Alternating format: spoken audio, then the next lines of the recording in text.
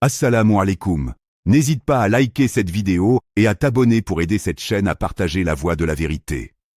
Merci. Il y a une pensée qui traverse l'esprit de millions de musulmans et qui ne vient jamais du bien. Elle ne vient jamais d'Allah. Elle vient d'un seul endroit et un seul. Elle vient de Shaitan lui-même. Et cette pensée est tellement subtile, tellement silencieuse, qu'elle s'habille parfois en humilité, parfois en tristesse, parfois même en piété apparente. Et pourtant, c'est l'arme la plus puissante que Shaitan possède contre l'être humain. Ce n'est pas l'arme du péché. Ce n'est pas l'arme de la tentation charnelle. C'est l'arme du désespoir. C'est l'arme qui dit à une personne « Tu as trop péché. Allah ne te pardonnera jamais. C'est fini pour toi. » Et wallahi, chers frères, chères sœurs, cette pensée a conduit et continue de conduire des millions de personnes en enfer. Pas parce qu'elles ont commis le pire des péchés, mais parce qu'elles ont cru que ce péché était plus grand que la miséricorde d'Allah. Et ça, c'est le piège ultime de Shaitan. Pourquoi est-ce que je dis que c'est une pensée satanique? Parce que Allah lui-même, dans le Coran, nous met en garde contre exactement cela. Et parce que les savants, à travers les siècles, ont identifié ce désespoir comme l'un des plus grands péchés qui existent, souvent plus grand dans ses conséquences que le péché qui l'a précédé. Aujourd'hui, on va décortiquer cette pensée en profondeur. On va voir d'où elle vient, comment elle s'installe dans le cœur, pourquoi elle est fondamentalement fausse, quelles sont ses conséquences réelles sur la vie d'un croyant, et surtout, comment Allah Azza wa Jal a fermé la porte à cette pensée pour toujours. Numéro 1. Le désespoir de la miséricorde d'Allah est lui-même un péché, parfois plus grave que le péché initial. Beaucoup de gens pensent que le pire qui puisse arriver, c'est de commettre un grand péché. Zina, voler, mentir, boire de l'alcool, manquer la prière pendant des années. Et c'est vrai, ce sont des péchés graves. Mais il y a quelque chose que Shaitan ajoute juste après, et c'est cette voix qui dit « Regarde ce que tu as fait. Tu crois vraiment qu'Allah va te pardonner ça ?» Et la personne, fragilisée, commence à y croire. Elle arrête la prière parce qu'elle se sent pas digne. Elle arrête de faire des duas parce qu'elle pense qu'Allah ne l'écoute plus. Elle s'éloigne de la mosquée parce qu'elle a honte.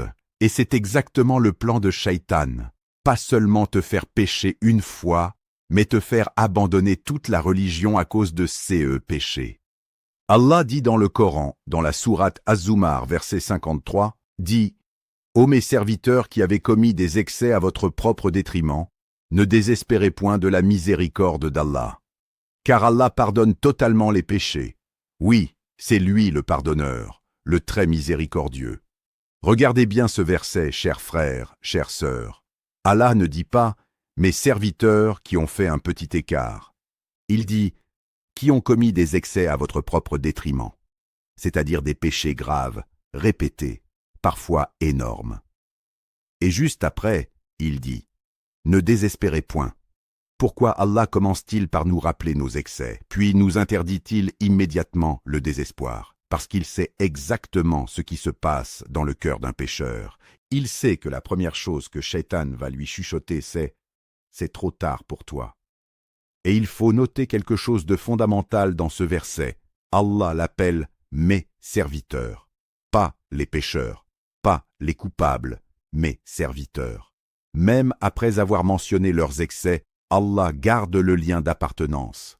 Il ne les rejette pas, il ne les renie pas. Il continue à les appeler siens. C'est un message d'une puissance immense.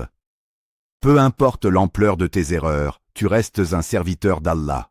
Et un serviteur d'Allah a toujours une porte ouverte devant lui. Numéro 2. Le désespoir est l'arme préférée de Shaitan, parce qu'elle fonctionne sur les bons comme sur les mauvais. Il y a une chose fascinante dans la psychologie de cette pensée. Elle ne touche pas seulement les grands pécheurs, elle touche aussi les pratiquants assidus. Combien de frères et sœurs pratiquants, après une rechute, un regard qu'ils n'auraient pas dû avoir, une prière manquée, une colère mal gérée, sombrent dans une culpabilité tellement lourde qu'ils commencent à se dire « Je ne suis pas fait pour cette religion, je rechute toujours. Allah doit en avoir marre de moi. » Et c'est exactement ce moment-là que Shaitan attend. pas pour te faire commettre un péché de plus, mais pour te faire abandonner 10 ans d'efforts. Ibn al-Qayyim, qu'Allah lui fasse miséricorde, a écrit dans Madarij as-Salikin que le désespoir et l'orgueil sont les deux portes par lesquelles Shaitan entre dans le cœur de l'être humain. L'orgueil dit « Je suis trop bien pour pécher, je n'ai pas besoin de me repentir constamment. » Et le désespoir dit « Je suis trop mauvais pour être pardonné, à quoi bon me repentir ?» Les deux mènent exactement au même résultat, l'abandon de la repentance.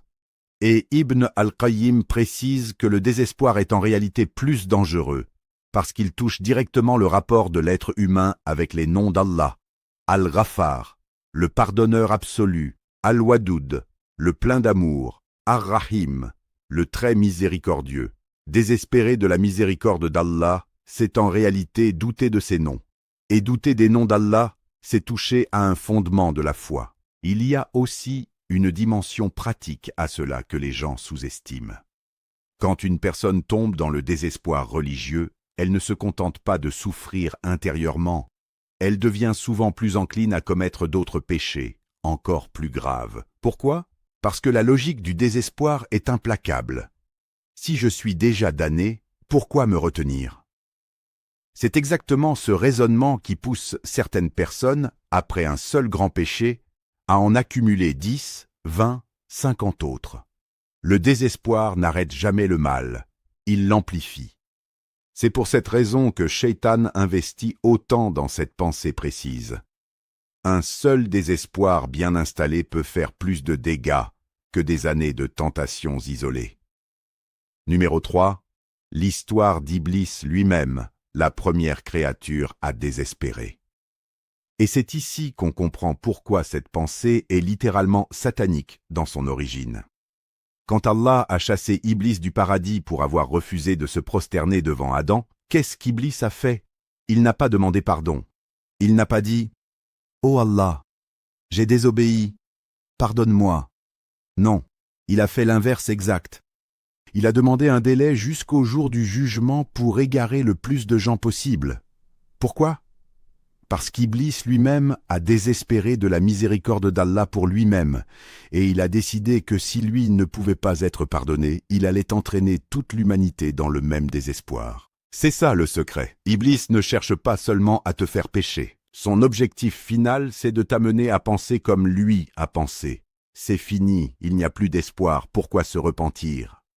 Allah dit dans la sourate Al-Hijr, versets 39 et 40, qu'Iblis a dit « Ô mon Seigneur, parce que tu m'as induit en erreur, eh bien, j'enjoliverai pour eux la vie sur terre, et je les égarerai tous, à l'exception de tes serviteurs élus parmi eux. » Et qui sont les serviteurs élus, ceux qu'Iblis ne peut pas toucher? Ce sont précisément ceux qui gardent l'espoir en la miséricorde d'Allah, peu importe leur chute. Il y a un point que les savants soulignent souvent à ce sujet. Iblis n'a pas seulement désespéré, il a transformé son désespoir en projet de destruction massive. C'est la trajectoire la plus dangereuse qui existe. Passer du désespoir personnel à l'envie de voir les autres désespérer aussi. C'est pour cette raison que tu remarqueras, chers frères, chères sœurs, que les personnes tombées dans cet état finissent souvent par décourager les autres autour d'elles. Ne te fatigue pas à pratiquer, à quoi ça sert? C'est Iblis qui parle à travers elles, sans qu'elles ne s'en rendent même compte. Numéro 4. La preuve la plus puissante. L'homme qui a tué 100 personnes. Maintenant, je vais vous donner une preuve qui, à elle seule, devrait suffire à effacer définitivement cette pensée de votre cœur. C'est un hadith authentique, rapporté par l'imam Muslim, et c'est l'une des histoires les plus extraordinaires de toute la sunna. Il y avait un homme parmi les Banu Israël qui avait tué 99 personnes. 99. Pas une, pas deux, 99 âmes humaines. Un jour, il ressent un besoin profond de se repentir. Il va voir un moine et lui demande « Est-ce qu'il y a un repentir pour moi ?» Le moine, choqué par l'ampleur du crime, lui répond « Non, il n'y a pas de repentir pour toi. » Et qu'est-ce que fait cet homme? Il tue le moine. Et il devient ainsi l'auteur de 100 meurtres. Mais regardez ce qui se passe ensuite, chers frères, chères sœurs. Cet homme, malgré ce poids monstrueux, ne désespère pas. Il continue de chercher. Il demande à quelqu'un d'autre, « Y a-t-il un repentir pour moi ?»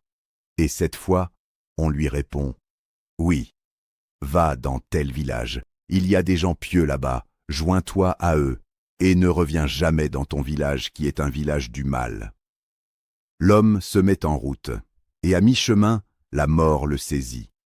Les anges de la miséricorde et les anges du châtiment se disputent alors sur son cas.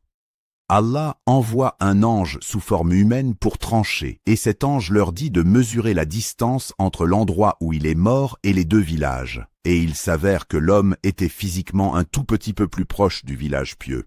Résultat, les anges de la miséricorde le prennent. Sans meurtre. Sainte.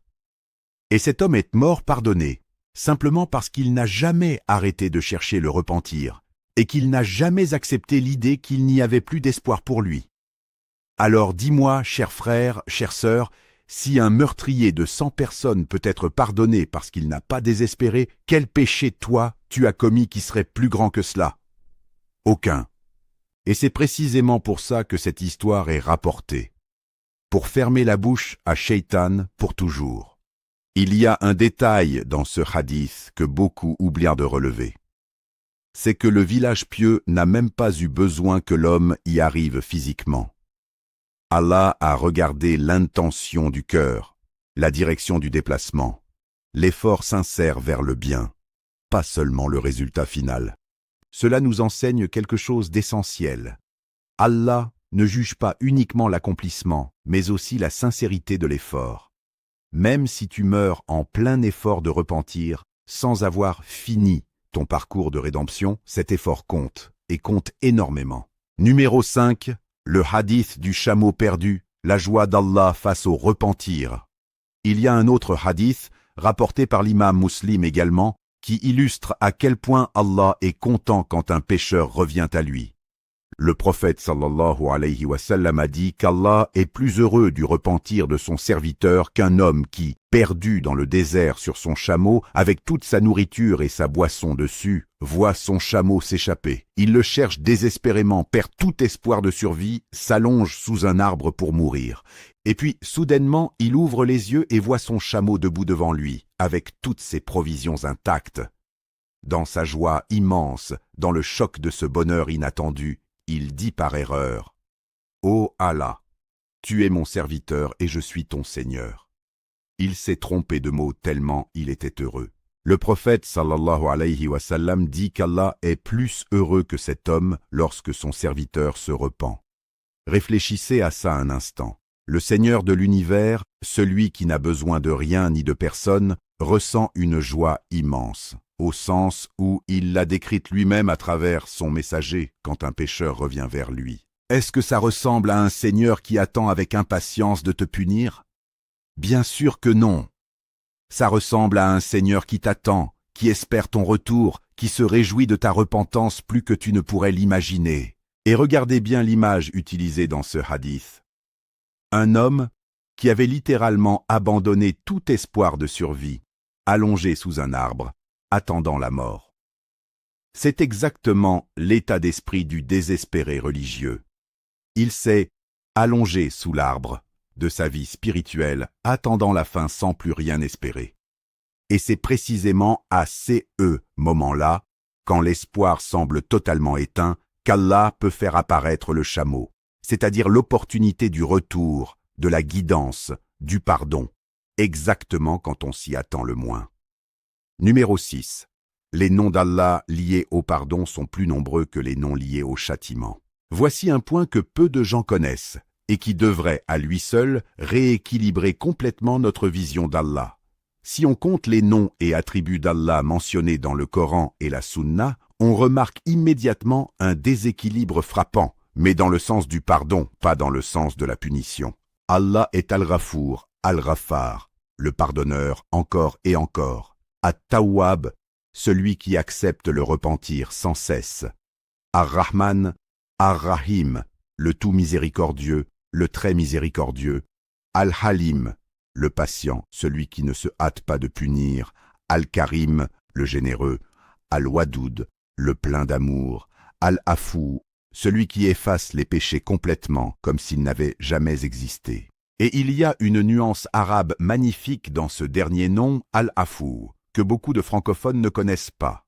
Le pardon ordinaire, c'est ce qu'on appelle maghfira. Allah couvre le péché, il ne le révèle pas, mais le péché reste inscrit d'une certaine manière. Mais Al-Afou, c'est encore plus fort. C'est l'effacement total, comme si le péché n'avait jamais existé, comme si le registre lui-même était nettoyé.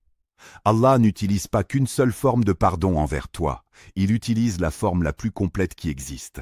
Et c'est rapporté dans un hadith authentique que le prophète sallallahu alayhi wa sallam a dit à propos d'Allah: « Ma miséricorde précède ma colère. » Pas l'égale. La précède. C'est-à-dire qu'au moment même où Allah crée, où Allah agit, où Allah juge, sa miséricorde est déjà en avance, déjà en place, avant même que la colère ne puisse intervenir. Chers frères, chères sœurs, si tu dois retenir une seule phrase de cette vidéo, retiens celle-ci. La miséricorde d'Allah précède sa colère. Donc, quand tu pèches et que tu as peur de la colère d'Allah, souviens-toi que la miséricorde était déjà là avant même ton péché. Maintenant, laissez-moi vous expliquer pourquoi, concrètement, le désespoir est plus dangereux que le péché lui-même, d'un point de vue purement logique, pas seulement spirituel. Un péché, par définition, est une chute. C'est un acte ponctuel. Tu commets une erreur, tu en es responsable devant Allah. Mais cette erreur a un début et une fin. Le désespoir, en revanche, n'est pas un acte. C'est un état. C'est une porte que tu fermes toi-même sur la possibilité de te relever. Et c'est là toute la différence. Le pécheur qui continue à espérer reste connecté à Allah. Il fait encore des duas, même brisés. Il pleure encore devant Allah, même honteux. Il revient encore à la prière, même en traînant les pieds. Cette connexion-là, c'est exactement ce qui permet à Allah de le guider, de l'élever, de le sauver. Mais le désespéré, lui, coupe le fil. Il arrête la prière en se disant « À quoi bon ?» Il arrête les duas en se disant « Allah ne m'écoute plus ». Il s'éloigne de tout ce qui pourrait le reconnecter à Allah précisément au moment où il en a le plus besoin. Et c'est pour ça que le prophète sallallahu alayhi wa sallam a dit, dans un hadith rapporté par At-Tirmidhi, que parmi les plus grands péchés figure le fait de désespérer de la miséricorde d'Allah, à côté du shirk lui-même, et du fait d'associer un partenaire à Allah dans l'adoration. Pourquoi cette association entre le shirk et le désespoir? Parce que les deux touchent à la même chose, la mauvaise compréhension de qui est Allah. Le mushrik pense qu'Allah a besoin d'intermédiaires. Le désespéré pense qu'Allah a une limite à sa miséricorde. Les deux se trompent sur la nature même d'Allah. Et il y a une analogie que j'aime utiliser pour expliquer ça simplement. Imagine un fils qui a profondément déçu son père. Il a menti, il a volé, il a fait des erreurs énormes. Deux scénarios possibles. Dans le premier, le fils, malgré sa honte, va frapper à la porte de son père, en pleurant, en s'excusant, encore et encore, même si le père le repousse une fois, deux fois. Dans le second scénario, le fils, convaincu que son père ne voudra plus jamais le voir, ne frappe même plus à la porte. Il s'enfuit. Il se cache. Lequel des deux fils a le plus de chances de retrouver la relation avec son père?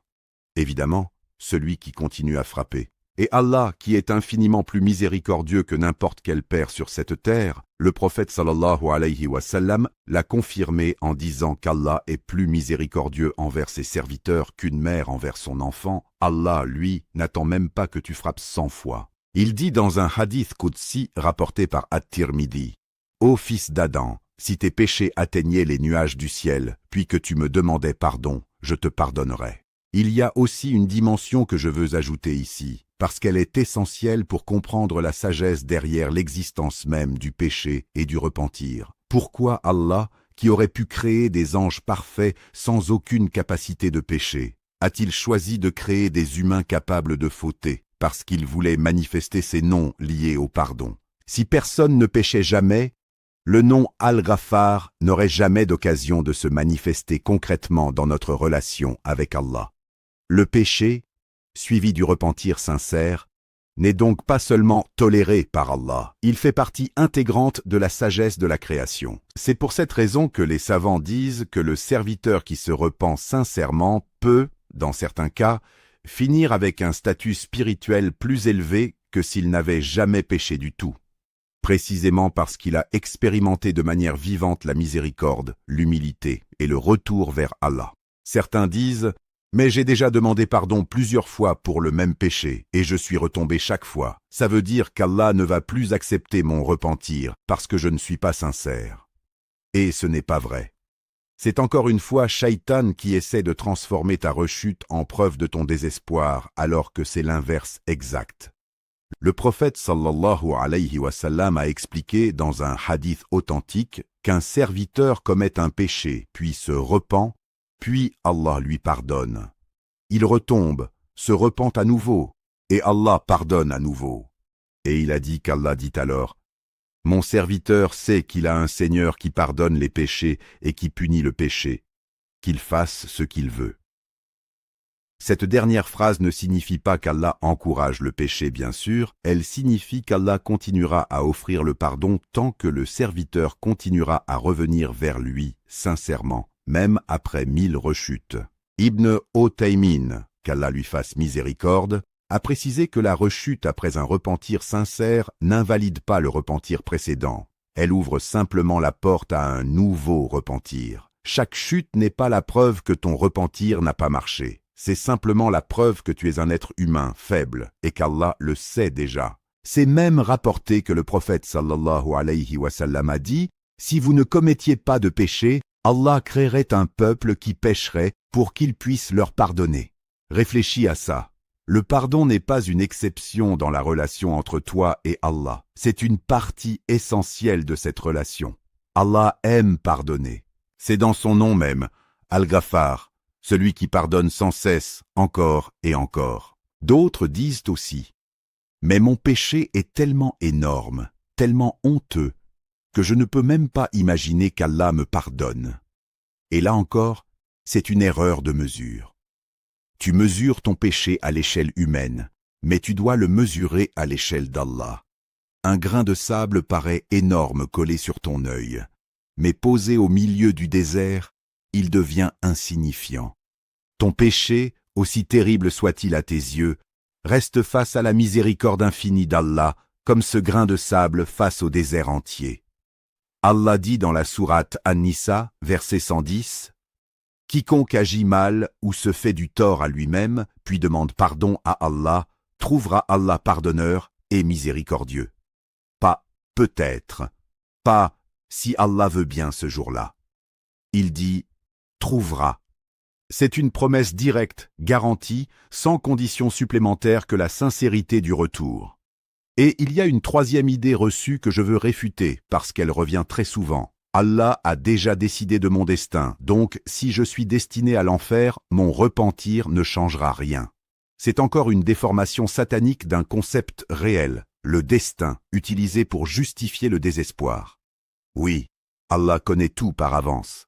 Mais cette connaissance ne t'enlève pas ton libre arbitre, et surtout, elle ne te donne aucun accès à ce qui est écrit pour toi. Tu ne sais pas ce qu'Allah a décrété pour toi. Ce que tu sais, c'est ce qu'Allah t'a ordonné, te repentir, faire le bien, espérer sa miséricorde. Et c'est exactement ce qu'Omar ibn al-Khattab radiyallahu anhu a répondu un jour à quelqu'un qui utilisait cet argument pour justifier la paresse. Travaille, car chacun est facilité vers ce pourquoi il a été créé. Autrement dit, ton effort de repentir est aussi la preuve, et potentiellement la cause, que tu es destiné à la miséricorde, pas l'inverse. Sarah, depuis Bruxelles, demande « Cher, j'ai commis un péché tellement grave que je n'arrive même plus à prier. J'ai l'impression que ça ne servirait à rien. Que dois-je faire ?» Sarah, la première chose que tu dois faire, c'est précisément l'inverse de ce que Shaitan veut que tu fasses. Il veut que tu arrêtes la prière. Alors prie. Même si tu te sens indigne. Même si tu pleures pendant ta prière. La prière n'est pas une récompense réservée aux gens parfaits. C'est un moyen de purification pour les imparfaits. Allah dit dans la sourate Hud, verset 114, Les bonnes actions effacent les mauvaises actions. Ta prière, faite avec sincérité après ton péché, fait justement partie de ces bonnes actions qui effacent. N'arrête jamais le contact avec Allah à cause d'un péché, c'est exactement l'inverse qu'il faut faire. Karim, depuis Lyon, demande « Est-ce que désespérer de la miséricorde d'Allah est un péché qui peut faire sortir de l'islam ?» Karim, excellente question, et il faut être précis ici. Les savants distinguent deux niveaux. Si une personne désespère au point de croire qu'Allah n'a pas le pouvoir ou la volonté de pardonner, qu'il est limité dans sa miséricorde, cela touche à la croyance et peut être très grave, voire constituer un koufr selon certains savants, parce que cela nie un attribut d'Allah. Mais si une personne ressent simplement un sentiment de désespoir, une tristesse profonde, sans pour autant croire fermement qu'Allah ne pardonne jamais, c'est un grand péché, un état spirituel dangereux, mais ce n'est pas une sortie de l'islam. C'est pour cette raison que les savants insistent tellement sur le fait de corriger cette pensée rapidement, parce qu'elle peut, si on n'y fait pas attention, dériver vers quelque chose de bien plus grave sur le plan de la croyance. Yasmine, depuis Montréal, demande « J'ai peur de mourir avant d'avoir eu le temps de me repentir correctement. Comment gérer cette angoisse ?» Yasmine, cette peur en elle-même n'est pas mauvaise. Elle peut même être bénéfique si elle te pousse à agir maintenant plutôt que de procrastiner. Le problème, c'est quand cette peur se transforme en paralysie. La solution, ce n'est pas d'attendre le moment parfait pour se repentir. Ce moment n'existe pas. La solution, c'est de te repentir maintenant, à l'instant, pour ce dont tu te souviens, et de continuer ta vie en cherchant à te rapprocher d'Allah chaque jour davantage. Le prophète sallallahu alayhi wa sallam a dit qu'Allah accepte le repentir de son serviteur tant que l'âme n'a pas atteint la gorge, c'est-à-dire jusqu'au dernier souffle, sauf au moment précis de l'agonie où la repentance n'est plus acceptée parce qu'à ce moment-là, la personne voit la réalité de l'au-delà et n'a plus aucun mérite à croire. Donc ne procrastine pas en pensant que tu auras le temps plus tard. Repens-toi aujourd'hui et continue. Hamza, depuis Tunis, demande « Comment savoir si mon repentir a vraiment été accepté par Allah ?» Hamza, c'est une question que beaucoup se posent et la réponse des savants est rassurante. Tu ne peux pas avoir de certitude absolue à 100%, mais il y a des signes qui indiquent que ton repentir va dans la bonne direction. Ibn al-Qayyim mentionne plusieurs conditions pour un repentir sincère. Arrêter le péché immédiatement, regretter sincèrement ce qui a été fait, avoir une ferme intention de ne plus y retourner, et si le péché concerne les droits d'autrui, réparer ce tort si possible. Si tu remplis ces conditions avec sincérité, tu dois avoir confiance qu'Allah l'a accepté, car il a promis d'accepter le repentir sincère, et Allah ne manque jamais à sa promesse. Le doute permanent sur l'acceptation de ton repentir, une fois ces conditions remplies, redevient lui-même une forme de désespoir qu'il faut combattre.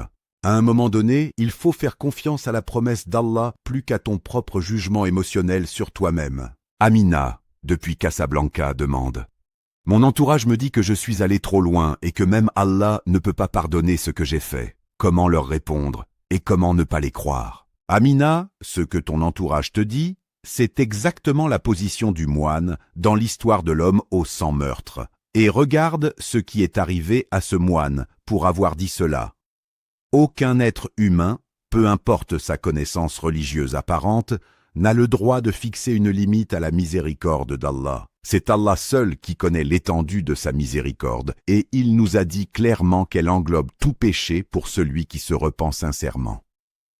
Tu peux répondre à ton entourage, avec douceur, que même un meurtrier de 100 personnes a été pardonné dans la sunna authentique, donc personne n'a l'autorité de te dire que ton cas est trop grave pour Allah.